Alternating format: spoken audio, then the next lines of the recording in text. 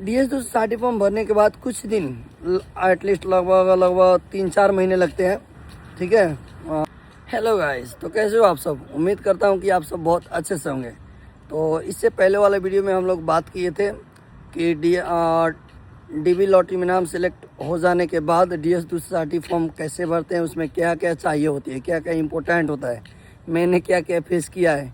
अब इस वाले वीडियो में हम सब अब आपका DS260 फॉर्म भर दिए हैं और नाम भी आ गया है। ठीक है।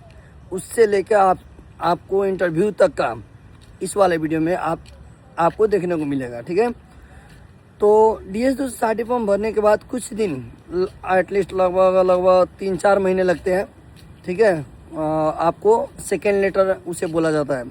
सेकेंड लेटर आने के लिए सेकेंड लेटर कहाँ पे आता है? आपका जो ईमेल जो दिए होते हैं, ईमेल थ्रू आता है सेकेंड लेटर। तो इसलिए ईमेल यहाँ पर सभी जितना भी काम होता है सब ईमेल थ्रू होता है, मेल में ही आता है। तो इसलिए आप लोग एक स्ट्रॉन्ग ईमेल मेल रखिएगा। ठीक है। ताकि वो उसका पासवर्ड भी याद रहे, हर एक चीज़ याद रहे, ताकि आपका आगे वाले प्रोसेस में कोई बाधा ना आए। समझ रहे हैं ना? तो आपको कुछ दिनों के बाद वो सेकेंड लेटर का नोटिफिकेशन आता है, आपको चेक करना पड़ता है। अब वो सेकेंड लेटर क्या है? सेकेंड लेटर DS260 फॉर्म में सिलेक्ट हो गए हैं कहकर आपको एक मेल आता है। उसमें अब क्या कह रहता है? उसमें आपका इंटरव्यू डेट भी रहता है। ठीक है। कौन से तारीख को है, कितने बजे है, वो सब रहता है। अगर वो आ गया तो आप समझ लो कि हाँ, आप इंटरव्यू के लिए एलिजिबल हो। ठीक है ना? तो उस वाले जब वो सेकेंड लेटर आता है उसके बाद आपके पास 1 से 1.5 महीने टाइम रहता है। ठीक है। उस बीच में हम लोग क्या करना पड़ता है? हम लोगों को मेडिकल कराना पड़ता है। तो मैं यही कहूँगा कि जब आपका डीबी पड़ता है और आप DS260 फॉर्म भर देते हो और उसके बाद सेकेंड लेटर आ जाता है, तो आप अपने से एक बार जाके हॉस्पिटल में अपने पूरे बॉडी को चेकअप करा लो, ताकि अगर कोई आपके बॉडी में कोई प्रॉब्लम हो तो उसे समय रहते आप सब इलाज करा सकें। मतलब छोटा मोटा हो तो आप इलाज करा सकते हो। अब इसमें कैसे कैसे लोग नहीं आ पाते, कैसे कैसे लोग मेडिकल में छांट दिए जाते हैं, जैसे कि कम्युनिकेबल डिजीज़ हो। ठीक है। जैसे कि समझ रहे हो ना? जैसे कि आप मतलब एक व्यक्ति में से दूसरे व्यक्ति में सर जाता है, वैसा रोग हो। और जैसे डेंजरस उसे भी कह सकते हैं। तो मेडिकल में बहुत सारे लोग का सवाल रहते हैं कि भाई मेडिकल में कैसे कैसे लोग नहीं जा पाते, कैसे कैसे लोग छटा जाते हैं। तो मैं आप सबको बता दूं कि मेडिकल में डेंजरस डिजीज़ वाले लोग, जैसे कि टीबी हो गया, HIV एड्स हो गया, कैंसर हो गया, ऐसे बीमारी वाले रोग रिजेक्ट हो जाते हैं। समझे ना? तो उसके बाद आप सबको ये करने के बाद आप मतलब कि अपने से एक बार चेकअप कराने के बाद आपको IOM में जाना पड़ता है। उसी 1 महीने के अंदर IOM में जाकर आपको चेकअप कराना पड़ता है। ठीक है। तो इसी दौरान 1 महीने के अंदर आपको IOM जो कि काठमांडू है, वहाँ पे जाना पड़ता है। उसमें मेडिकल हम लोग कराना पड़ता है। ठीक है। मेडिकल कराने के बाद आपसे 2-3 दिन लेते हैं वो लोग। अगर आपके पास टाइम है तो वहीं पे रुक जाइए, अपने किसी साथी के या अपना घर है तो वहीं पे रुक जाइए, अदरवाइज़ आप घर आइए।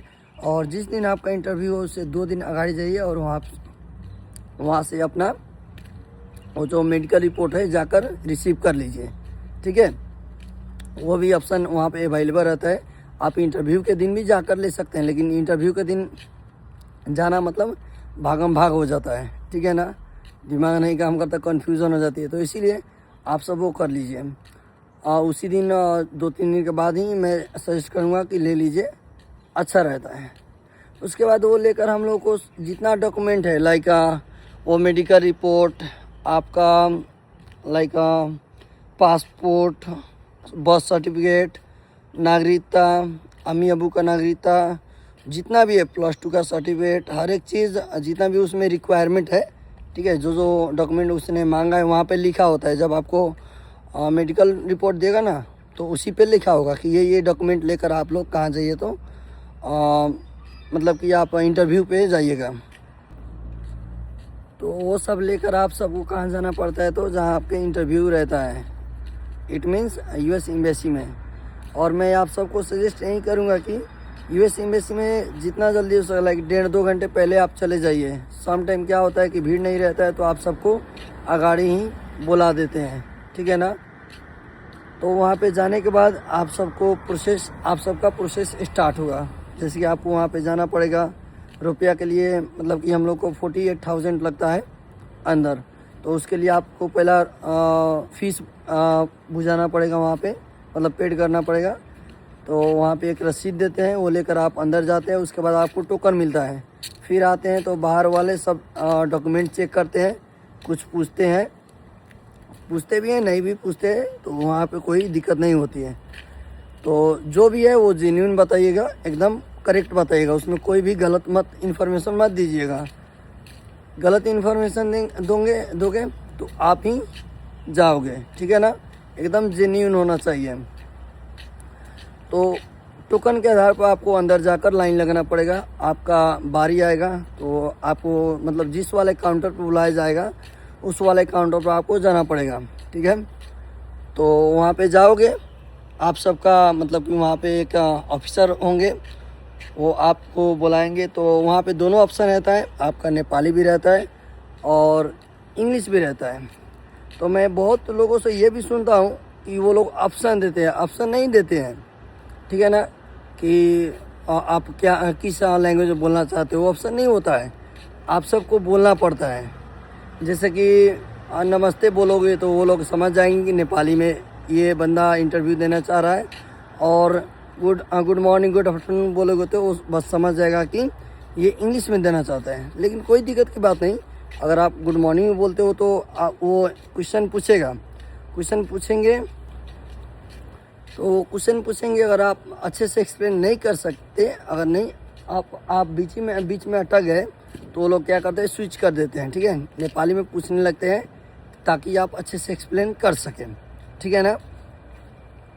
तो उसके बाद ज़्यादा क्वेश्चन नहीं होता है उसमें। इसमें क्या है हमारे में कि आपका डॉक्यूमेंट स्ट्रांग होना चाहिए, कोई किस्म की फ्रॉडिंग नहीं होनी चाहिए, ठीक है, एकदम जेन्युइन होनी चाहिए। जो आप हो आप ही की डॉक्यूमेंट होनी चाहिए।